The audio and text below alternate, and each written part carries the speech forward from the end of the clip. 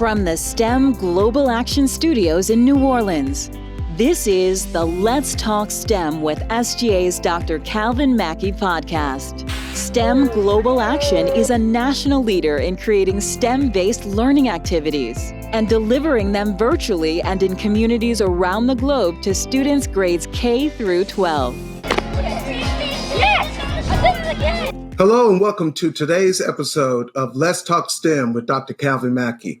I'm Ken Sain, your moderator. Today's episode is STEM and the Fourth Industrial Revolution, where we'll discuss the current state of STEM in America, particularly the role of STEM-related careers in the post-pandemic economic recovery.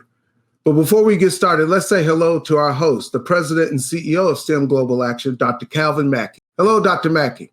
Hello, Ken. It's great to be here today. Great. And our guest today is Dr. Brian Williams, clinical professor and director of the Crim Center for Urban Educational Excellence at Georgia State University. Thank you for joining us, Dr. Williams. Thank you for having me. I'm glad to be here. Dr. Williams is an award-winning science educator, scholar, as well as a creative who has been infecting people with his passion for science for more than 25 years. We're so glad to have him join us today. So to get us started, as America prepares for this post-pandemic economy, it's important that we all must be prepared for what Dr. Mackie calls the Fourth Industrial Revolution. Dr. Mackie, tell us about the Fourth Revolution and what were the first three? First and foremost, I'd like to say thank you to Dr. Williams for joining me today on this podcast. You know, Dr. Williams, you and I have been having these conversations since our graduate school days at Georgia Tech.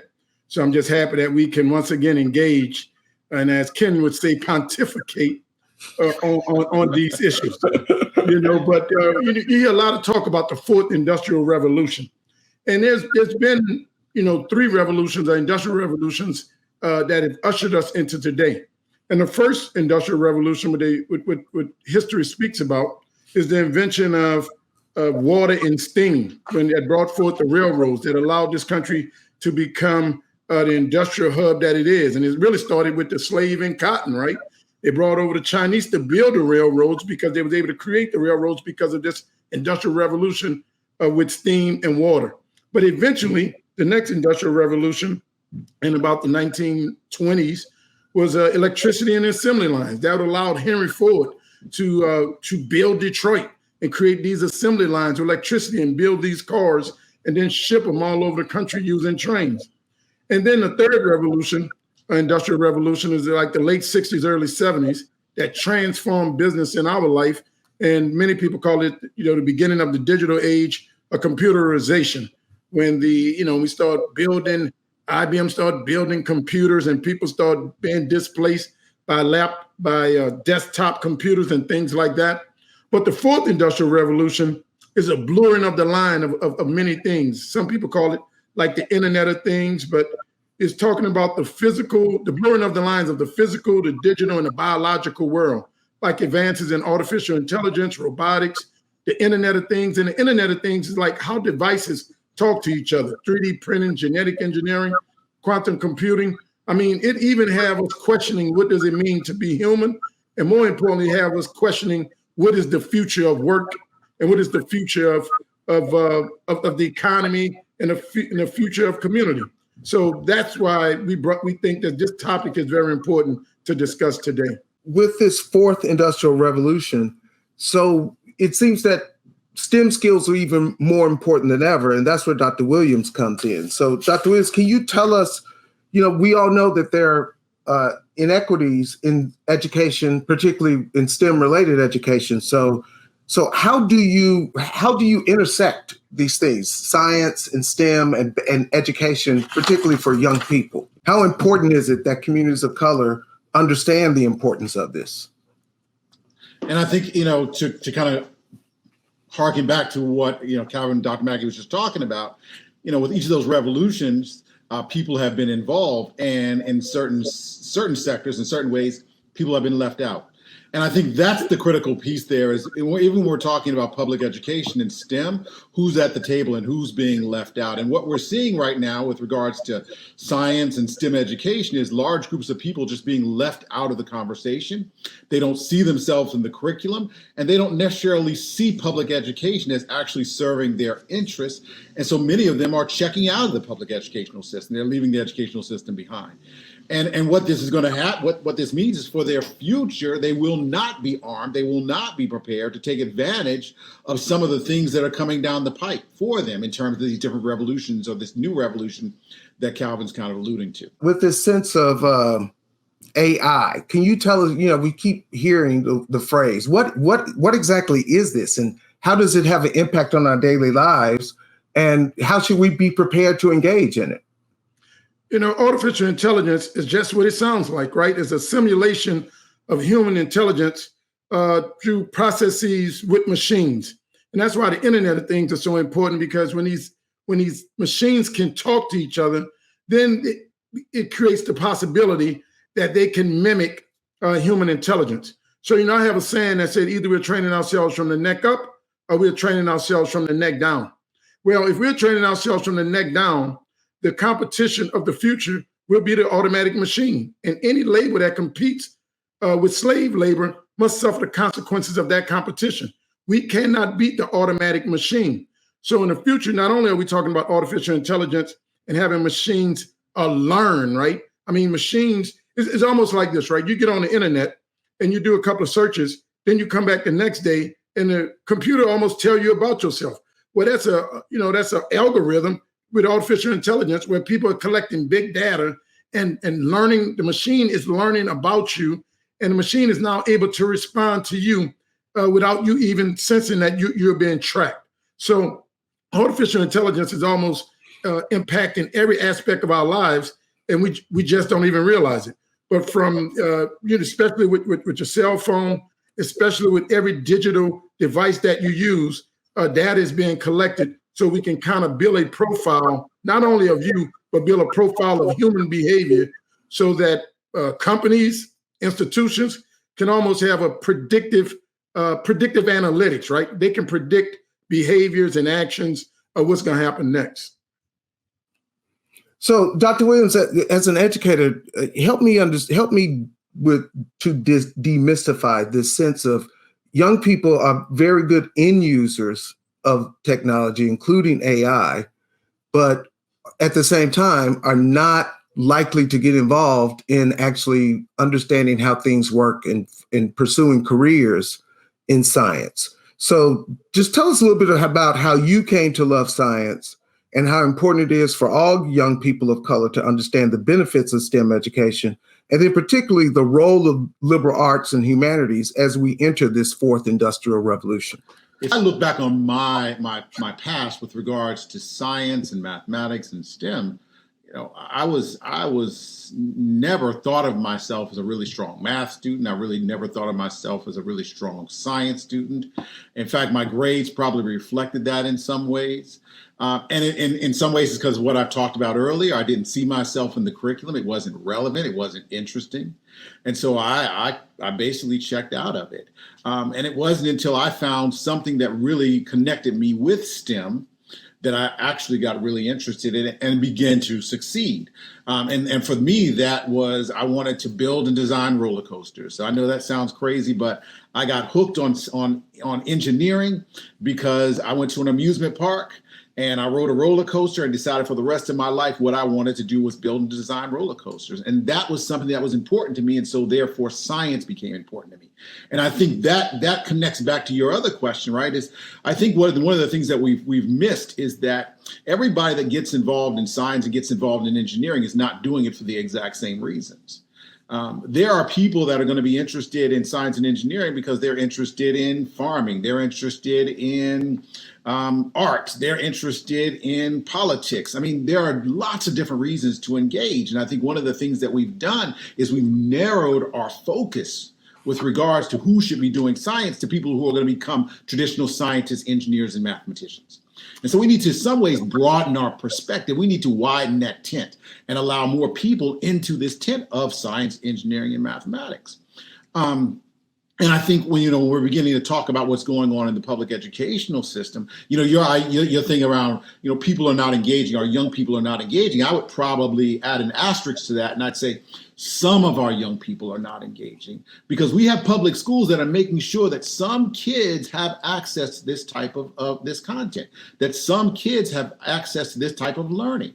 And then we have other areas where those kids don't get it at all because we're saying, well, reading, writing, and arithmetic needs to be our focus. We can't talk about computer science. We can't talk about engineering and design thinking.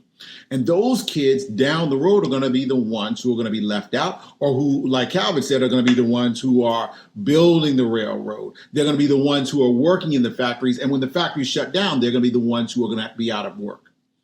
So what I'd like for us to think more deeply about are, one, how can we broaden the way that we think about who should be involved in science and engineering and the purposes of teaching people science, engineering, and mathematics?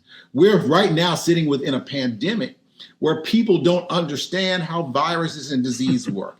And as a result of that, we have been struggling to get people to actually take this thing seriously and to fight back against it. And that's a failure of our public education system, and it's a failure of our science and STEM education specifically. So that's just one example of ways that we could actually be attacking this thing differently. And Dr. Williams, at STEM Global Action through our affiliate STEM Nola, we've engaged over 70,000 young people and 17,000 families right in the community. But our fundamental belief is that STEM education, STEM engagement should be culturally and environmentally relevant. When you boil STEM down to just whether or not somebody's going to become a scientist or engineer, that's when we begin to cut people out. Like you mentioned, right? If I'm growing up on a farm, I should be learning about agri-tech. I should be learning about aqueducts and water and how does this relate to my life? And over the years, in history, it is shown that's how people got into science and technology, through the engagement and the involvement right there in their community. So I believe if we start at the schoolhouse door, we are already behind in terms of getting our kids engaged in this apparatus called STEM. And can I add just to that Calvin, is to acknowledge, let's begin to acknowledge the science, the mathematics, the engineering that exist in our communities already. There's a lot of our kids are these families. If you've grown up in an agricultural community, best believe there's some heritage knowledge connected to STEM that's been in that community for a very long time. How do we acknowledge and build on that? And I'm bringing that up because I think that so often we dismiss the brilliance and genius that exist in some communities that's connected to STEM. And as a result, we push people away. We make people feel like, well, in order to be a part of this, you've got to give up who you are. And I remember you telling me a long time ago, Calvin, about your father. Calvin, you were in my dissertation study, and you told me about your father, and that your father, as a roofer, could take 2 measurements on a roof and tell you exactly how many shingles he needed to fix that roof. I mean, mathematics embedded in your heritage and in your community, and sometimes we overlook that. And I think it's very important that we begin to acknowledge that part of who our children are and their families and their communities. So let's talk a little bit about how we take, what you just talked about, Dr. Williams, those inherent assets that we have in our communities, and actually turn those into specific skills that can be used in this world of AI. So, just between the two of you, let's talk about some of the specific careers that are available in AI, and then the skills that are required to do those. And I'd be particularly interested in learning more about careers that people can do that don't necessarily require a college degree. I'm trying to think back. Recently, they had something on Netflix, and it was about culture. They was talking about the beatbox, and they was talking about the voice machine. They was talking about how the voice machine has transformed music. And I forget the singer that they said, destroyed music because he began to use this voice box. But all of that is technology that our kids are in on a daily basis. I was in a supermarket recently, and I bought my groceries. And when I bought my groceries, I should say when I made my groceries, because in New Orleans we make groceries. But when I made my groceries, and the young lady, she rung up all of my prices. At the bottom, they took $45 off. And I looked at the screen, I looked at my sons, and I said, sons, that's big data. And everybody in the store was looking at me like, what is he talking about, big data? And I said, my data, what I'm buying is so important to the supermarket that they're willing to give me $47 back just so they can understand the what, the when, and the how I'm buying. So they can make predictions about when to stock their shelves. And everybody was looking, right? And I said, if they're willing to give me $47 back for my data, how much do you think that data is worth to them? So when we start talking about careers in artificial intelligence, we're talking about things like not only coding and machine learning, but we're talking about predictive analytics. We're talking about data science. We're talking about big data. And all of that is grounded in mathematics. But we're also talking about sensors, right? Because when you go to the supermarket and you take your can or you take your milk and you roll it across the thing, that's a sensor that reads the numbers.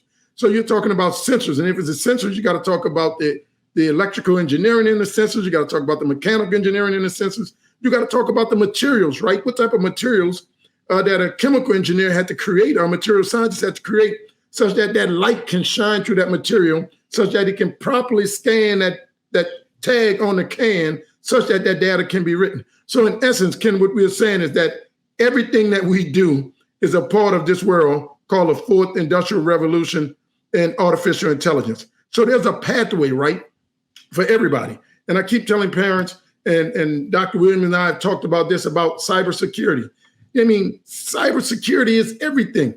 I think there should be a thread of cybersecurity in our schools, because I don't care if you're in the politics, history, language, arts, humanities, geography, whatever it is, that is a part of this world that's called cybersecurity, when we're trying to make sure that all of our devices and our Internet of Things that talk to each other are protected from people trying to gain unlawful and unethical access.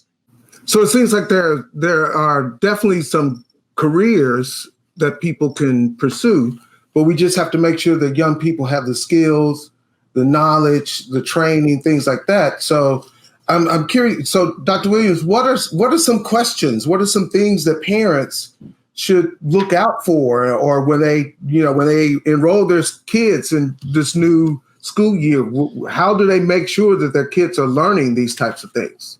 Yeah, I think our parents need to be very involved in their children's education.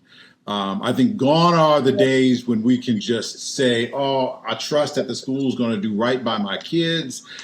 We have to understand things like tracking in our schools.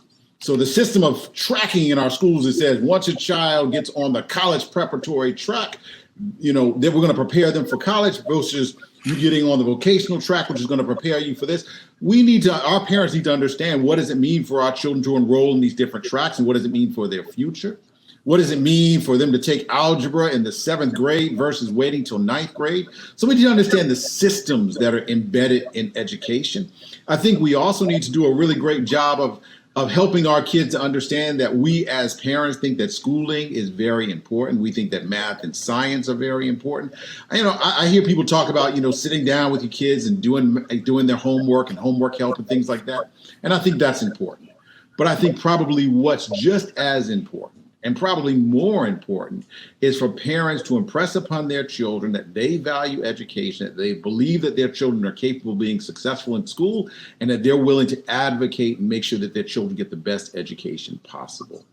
And so that means that our parents just have to be involved in a very, very different way in their children's education.